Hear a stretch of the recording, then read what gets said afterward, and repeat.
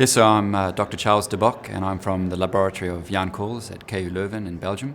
And so the primary research that we do is on the JAK-STAT signaling pathway in T-cell acute lymphoblastic leukemia, and really its role in driving that cancer. And what we've found is that specific mutations in JAK3 act as key oncogenic drivers. And one of the questions we've been asking is, patients come with not just one mutation, but multiple mutations. And we have this hypothesis that co-occurring mutations that co-occur significantly together probably cooperate in driving the cancer. And if we can kind of figure out what oncogenes cooperate, then we can kind of ask the question, how can we intervene in that cooperation to try and diminish that cancer as a therapeutic? Okay, and could you talk us through the methods of your research? So in this case, what we did is we first looked at clinical data, and we asked, again, the question, if we have a JAK3 mutation, what often co-occurs with that? And then from the clinical data, what we found is that those cancers which are HOXA positive have lesions which drive HOXA9 or HOXA cluster genes, and in particular HOXA9 was pulled out, that those often significantly correlate with those which are JAK3 positive or mutant for JAK3. So the model that we used was first in vitro cell lines to try and recapitulate that cooperation. And we found that those cells which express both JAK3 mutants and HOXA9 could really rapidly grow in vitro. And when we had a mouse model, these mice suddenly succumb to a very strong AML, unfortunately.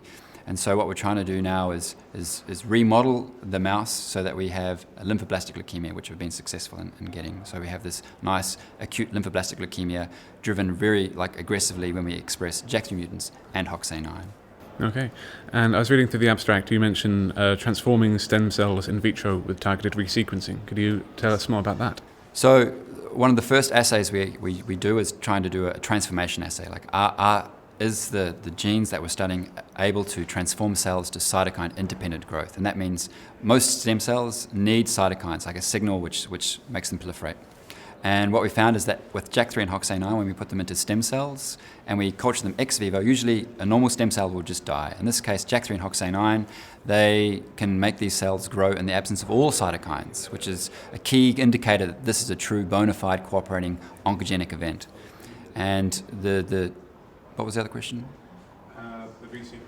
The resequencing. So the resequencing, we did targeted resequencing of 155 T-cell leukemia patients, and that is where we got the data that showed that JAK3 mutant patients often co-express and ectopically overexpress HOXA9.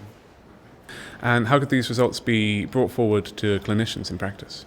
So at this stage, it's very preliminary for how we can translate this knowledge, but what we're trying to understand now is knowing that activated STAT signaling can cooperate with HOXA9. We're trying to think of a way to therapeutically intervene at the clinical level. So there are already a number of JAK inhibitors, which are specific for JAK3 in particular, like tofacitinib, or a JAK1 and JAK3 inhibitor, ruxolitinib. And in our mouse model, if we use that as a monotherapy, we get an attenuated leukemia, repression, but not a consistent cure of these mice. So what we were trying to do now is understand what are the additional pathways which are activated in the presence of HOXA9.